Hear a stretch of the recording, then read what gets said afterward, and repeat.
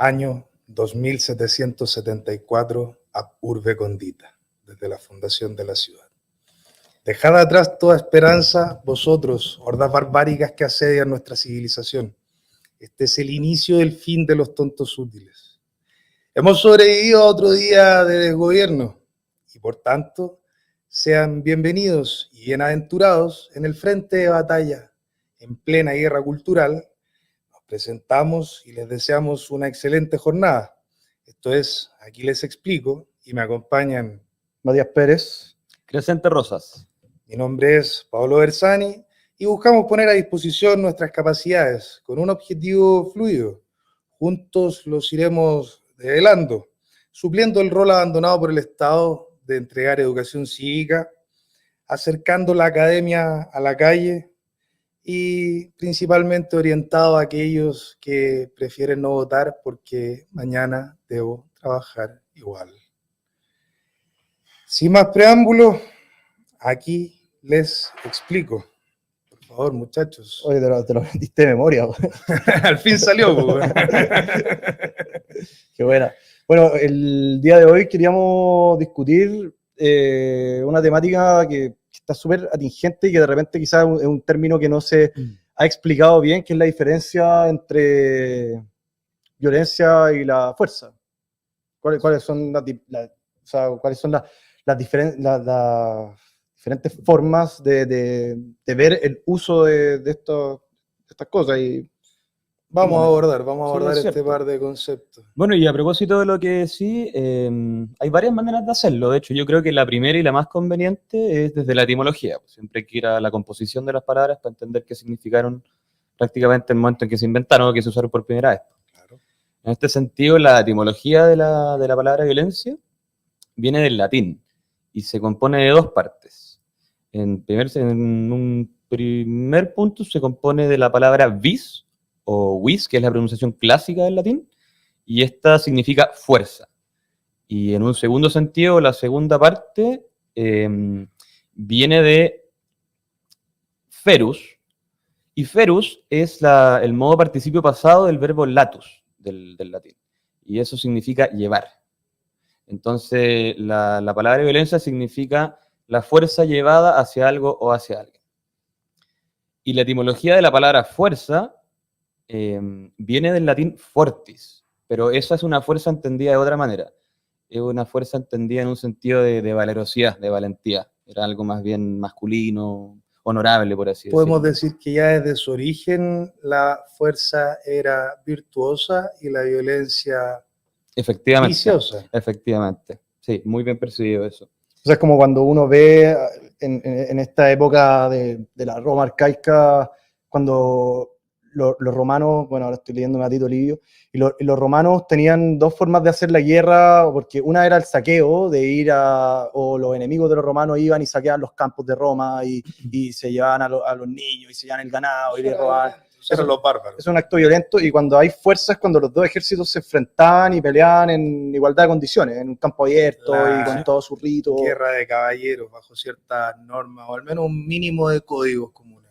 Claro, hay un tema ritual ahí en el uso de la fuerza. Es como toda la ciudad encarnada en los soldados que van a pelear. Era una fuerza ordenada. Efectivamente. Y esto es súper arcaico también. Uno ve como en estos periodos más arcaicos que es donde uno puede distinguir harto esa diferencia más clara que quizás de repente en la actualidad, cuando todos los conceptos son cambiados o deformados. Bueno, en ese sentido yo creo que aquí el punto importante es que la diferencia más notoria entre estas dos etimologías es que la violencia es algo que se lleva, es la fuerza llevada desde fuera hacia algo, hacia alguien, y pareciera que fortis, la fuerza, describe más como una cualidad, más bien interna, ¿no es cierto? Esa yo creo que sería una buena diferencia. Y para nuestra fortuna... Tiene legitimidad también. Sí. O sea, porque es parte de... Ya vamos a llegar a eso. Sí.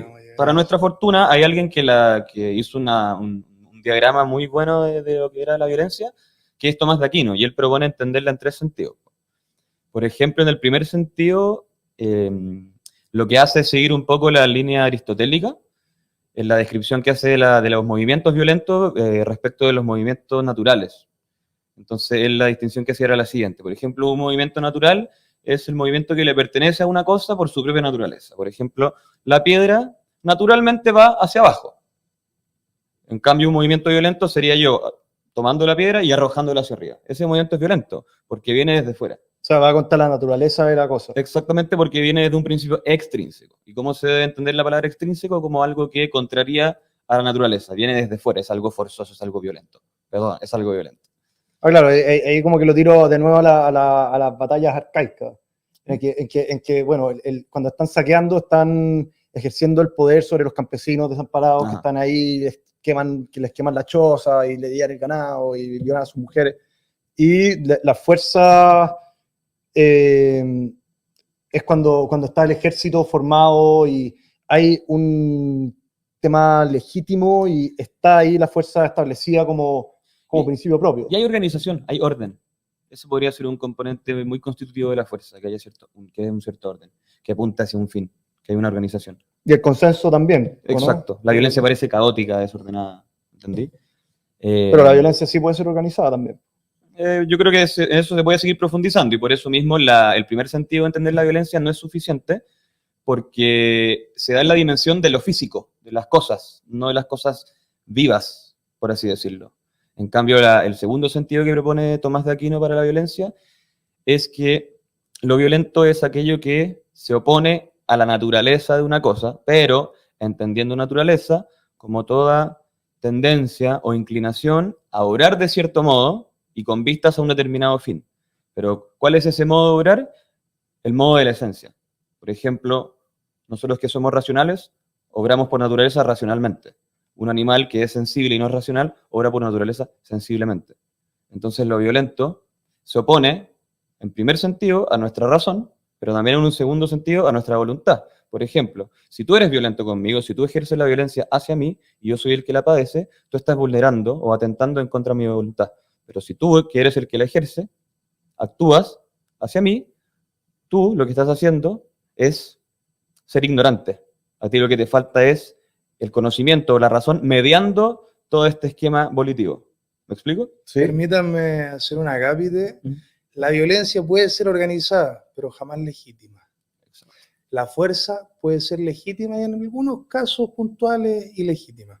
Pero ya vamos a profundizar en eso. Ahora, para mí ustedes están abarcando partes que dejen algo para que yo pueda decir, es cierto, por favor. No, pero continúa, o sea, eran 3 puntos. Sí, una cuestión, ahí yo, porque quizás se nos olvida volver al mismo punto. Bueno, ¿cuándo sería la violencia, o sea, la fuerza ilegítima? Para mí sería, por ejemplo, el caso de cuando un Estado se compone en base a la esclavitud, por ejemplo, pero siempre hay un tema moral detrás de la fuerza. Efectivamente, pero las palabras no hablan y creo que es más simple que eso. La fuerza ilegítima es aquella que va contra ley, aquella que va fuera del marco de la ley. Lo que legitima la fuerza es que ésta opera dentro del marco que nos da la ley, a través de nuestros representantes, que son quienes hacen las leyes. Representantes, bien entre comillas, por favor. Sí, no claro. Sí. Bueno, y para que no se me quede en el tintero, el tercer sentido para entender lo que es lo violento, según dice Tomás de Aquino al menos, es que lo violento es todo aquello que se opone a la justicia, a la virtud de la justicia. Y él pone un ejemplo. El robo. Yo te sustraigo este vaso. Yo para sustraerte este vaso tengo que pasar por arriba de tu voluntad. Entonces ese es casi el ejemplo por excelencia de lo que es algo violento, el robo. Pero apliquémoslo, si el vaso pertenece a Crescente por derecho, es decir, respaldado por la ley, él puede ampararse en la fuerza legítima para que, mediante la coacción del Estado, el vaso se le restituya a él. Y ahí no hay violencia. No hay violencia, es una fuerza legítima. Claro, exacto. O sea, al final la fuerza está en la capacidad de cada ser humano de ejercer la fuerza. También de ejercer la violencia. Sí, sí. Ahora, esa fuerza que pertenece al ser humano en su capacidad, nosotros la delegamos en las fuerzas de orden público. Claro. Eso es lo que le da la legitimidad. Podríamos tener otro ordenamiento jurídico que le dé legitimidad al uso de la fuerza de cada ciudadano. Claro, pero como sociedad civilizada intentamos evitar la justicia por mano propia. Por eso la delegamos. Un desorden, pero yo ahí me llama la atención, porque yo trato de volver un poco a los tiempos en donde la sociedad no está bien armada, en los periodos de caos, y siempre que uno mira estos periodos con más detenimiento, porque uno lo mira como de lejos, y sin entrar al meollo del asunto, a conocer a las formas de la época, uno ve caos, y dice, ya es una época violenta, y donde se matan todos, pero cuando entráis a ver la época en detalle, siempre vais a encontrar que la autoridad, que tiene una base en la fuerza, y muchas veces que se excede en su legitimidad, pero Ahí pasa a ser ilegítimo. sí, claro, pero en general la fuerza siempre tiene un componente sagrado, por decirlo de alguna manera. O sea, cuando empieza la organización En su origen, sí. claro, de la sociedad, uno ve como, por ejemplo, no sé, los padres de familia, por ejemplo, que cuando la sociedad todavía son grupos familiares, que después se juntan en La sociedad clanes, primitiva, claro. la sociedad es primitiva, el que ejerce la fuerza es el padre, y después el jefe de la gran familia extendida, después el clan, pero hay un reconocimiento común espiritual de la comunidad respecto a la fuerza. Ojo que ese padre está legitimado por las normas de la familia, ¿eh? Claro, Entendiéndolo así. claro, pero también hay un sentido también glorioso de los dioses, de No, por Dios. supuesto. En la actualidad existen los sentidos más trascendentes, pero también más mundanos, que es, por ejemplo, la patria, el Estado, la religión estatal, no sé. Tal vez dado por un orden natural expresado a través del raciocinio. Exactamente. Ajá, cierto, cierto. Bueno, pero en ese sentido, lo importante es entender que la fuerza es una característica constitutiva de los entes vivos, por lo general. O sea, lo que me refiero es que los animales también tienen fuerza, también pueden ser fuertes o débiles. Nosotros podemos ser fuertes o débiles. En cambio, la violencia requiere voluntad y requiere razón. ¿Tú podrías decir que un animal es violento? No. No. ¿Podríamos decir que un animal es violento? O sea, de Podríamos repente... decir que es agresivo. Es No, agresivo. pero es cuando se sale de su propia naturaleza, porque, por ejemplo, hay perros que se ceban matando, por ejemplo, animales en el campo, y eso hay que matarlos porque no... Porque no están domesticados. No, Y se alejan del orden. o porque estaban domesticados, pero se alejaron de su naturaleza, porque un animal normal no va a matar a todos los animales del campo, ni siquiera, o sea, sin comérselo.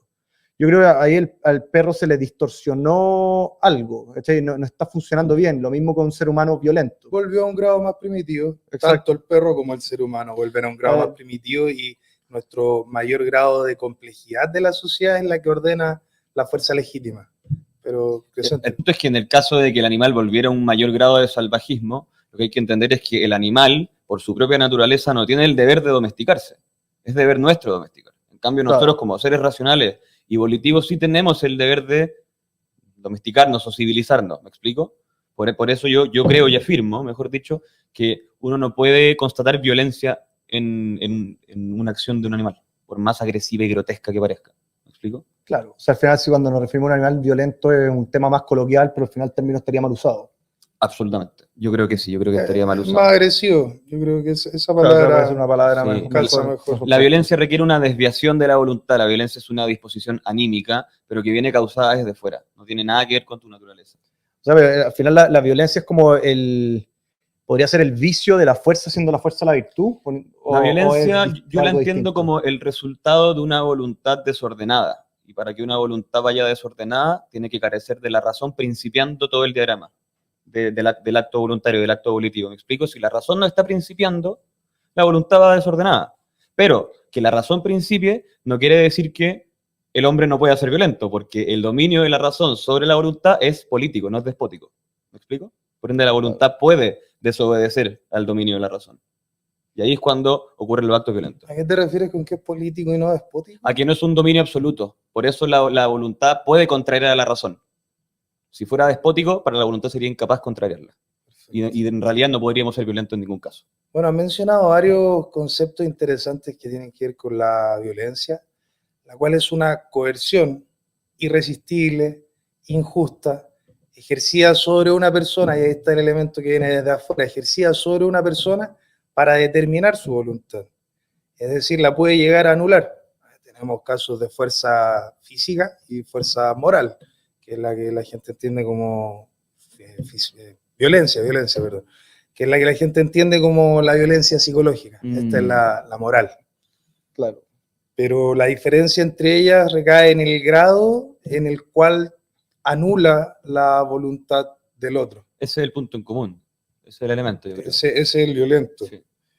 Por su parte, la fuerza legítima es el amparo máximo que tiene el derecho para hacer ejecutar lo que la ley ordena, por medio de la fuerza pública, por medio del marco jurídico, donde lo hemos reflejado hoy, tristemente, en las reglas del uso de la fuerza, donde, y me gustaba la metáfora que te escuché en algún momento de los vándalos haciendo una escaramuza versus la formación testudo que se veía en las legiones romanas y que se ve en carabineros hoy en día ordenados. Claro, bueno, pero ahí tenemos un tema de que, bueno, los creadores de la civilización y de la cultura tenían una forma legítima, organizada y consensuada del uso del poder y de la fuerza que venía desde la organización tribal en adelante, o sea, desde la organización más básica en adelante. Pero por otro lado tenéis ciertos movimientos en la actualidad que son anti esta civilización, o sea, de frentón son anti-occidentales, anti-institucionales. Yo creo que ahí se ve un poco eso cuando uno ve en los movimientos, en las marchas, que hay un movimiento incivilizado versus la civilización. Por eso veis como ese contraste entre el orden, los carabineros formados casi como los antiguos romanos, con un testudo, con claro. una formación peleando contra los romanos, como cuando se enfrentaban contra pueblos bárbaros que peleaban en base a la escaramuza y a la guerra de guerrillas, por ejemplo. Claro. Se puede hacer ese paralelo, claro, ese paralelo. Pero también va un poco más, me gustaría llevarle un poco más al espíritu que mueve un poco al legítimo uso de la fuerza, porque tú habláis sí del consenso, de la ley, de que existe esto, pero digo, ¿de dónde proviene? Y yo veo, por ejemplo, que siempre, volviendo a los periodos arcaicos, el ser humano siempre ha buscado legitimar el poder. Efectivamente. La fuerza legítima existe para restablecer y también para resguardar el imperio del derecho, el imperio de la ley, que seamos seres civilizados y que no nos andemos haciendo justicia por mano propia. Existe para doblegar, para reducir, no para anular la voluntad de aquel que voluntariamente no está dispuesto a someterse al orden civilizado, claro, al orden de la ley. Claro. Esa es la clave que creo que trasciende detrás. Claro, pero es una defensa con fuerza, porque para mí la gran diferencia es que aquellos gobiernos que defienden las leyes con violencia son los gobiernos totalitarios, a los que no les importa el bien común. Están defendiendo intereses muy personales. Pero ahí hay algo, porque por ejemplo uno ve a la Unión Soviética o a Corea del Norte. Ellos tienen un ethos, una mentalidad que legitima de forma distorsionada, creo yo, el uso de la fuerza. Por ejemplo, porque nosotros hablamos de que existe un ethos, en el mundo medieval existía un vínculo entre el señor y el vasallo, que era un vínculo sagrado, ¿cachai? Es un pacto y un consenso que se respeta y que nosotros conocemos. El foedus. Claro, el foedus, el amot que tenían los britanos, que es algo que si una de las dos partes viola, se cae en la... se cae como en... Se cae el pacto. Se cae el pacto, claro. Hay una palabra más bonita para decirlo, pero se me olvidó. No, pero volvamos a lo básico del latín, por ejemplo, do ut des.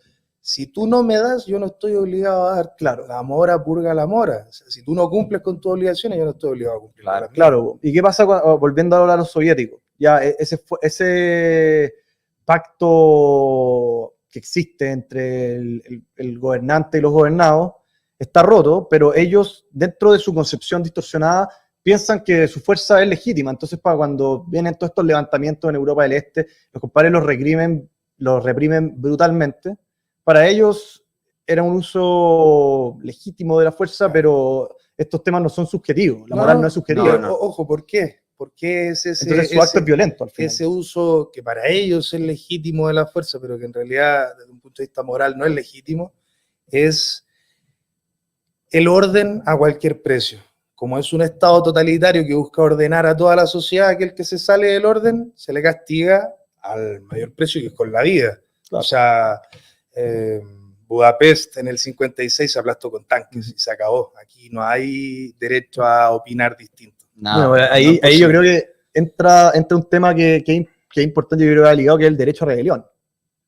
Es importante, ¿Cuándo sí, existen las condiciones, volviendo a la ley? es necesario encontrarse frente a un tirano, exactamente, es un gobierno claro. totalitario. que es el caso de estos marxistas. Ahora, ¿quién determina si es un tirano o no? Jamás está definido, esto está en el ámbito moral. No, O sea, pero claro, pero al puede final- darse que, por ejemplo, el Senado le reste la base de legitimidad al gobernante que está siendo excesivamente autoritario y por tanto se valida el derecho de la rebelión. Pero yo creo que es cuando se rompe el pacto. Sí, efectivamente. La destrucción del feudo. Pero a pesar de que te suena positivista, es necesaria esa declaración. No basta con que uno lo reconozca en el ámbito fáctico de que se rompió el pacto. No, claro. O sea, Pero es que no, efectivamente te da derecho a rebelarte, pero ¿cómo va a reaccionar la sociedad o cómo va a reaccionar el gobernante si no estás legitimado por alguien Sí. que haga la declaración de que es un tirano? Un organismo internacional Claro. hoy en día, por ejemplo. No, Es pero complejo. hay casos en que la sociedad se levanta en armas, bueno, no de forma espontánea, porque nada es espontáneo en estas cosas. O sea, siempre hay una organización detrás. Cuando la sociedad se levanta en armas contra un tirano es porque ya no, la situación es insostenible y el pacto que sostenía el uso legítimo de la fuerza fue destruido, se rompió. Claro. Ya no hay un orden natural del uso de la fuerza. Creo que en el ámbito occidental, cuando intentamos hablar de la fuerza legítima, no solo se busca el orden a cualquier precio, como en este tipo de regímenes, sino que se busca el orden, la paz y la convivencia civilizada. Es un mayor grado de civilización, de poder dialogar de forma civilizada. A eso, Y también la no tiranización del otro. Al final, claro. Mantener las leyes del Estado de Derecho Claro. es no tiranizar al otro, no ser violento. No, estoy de acuerdo. Es por eso que cuando nos encontramos ante un gobernante legítimo, que puede no gustarnos, pero hay quienes validan, encubren e incluso promueven la violencia como medio de acción política, son aquellos que cometen el más grave acto de injusticia respecto a la sociedad civilizada. El más grave. Totalmente. Están violentando a toda la sociedad. Tú puedes llegar a tener demandas legítimas, pero eso jamás te va a dar el derecho de agredir a aquellos que no tienen que ver con el origen de tus demandas, que es lo que hemos visto en Chile desde el Octubre Rojo en adelante. Uh-huh. Sí. Claramente.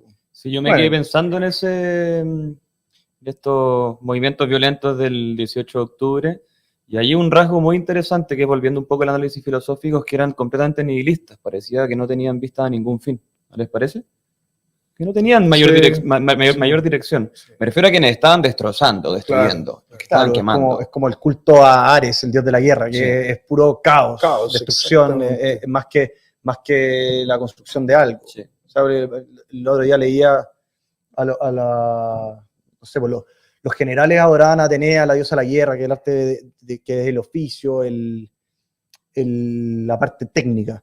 Mientras que los soldados comunes y corrientes adoraban a Hades, que es el dios de la destrucción y el caos. Que necesitáis esa parte para ir al combate y enfrentarte al enemigo. O sea, como al final, para sintetizar un poco, ¿qué podemos decir de la violencia y la fuerza? Yo diría que la fuerza es la voluntad ordenada por medio de la democracia representativa.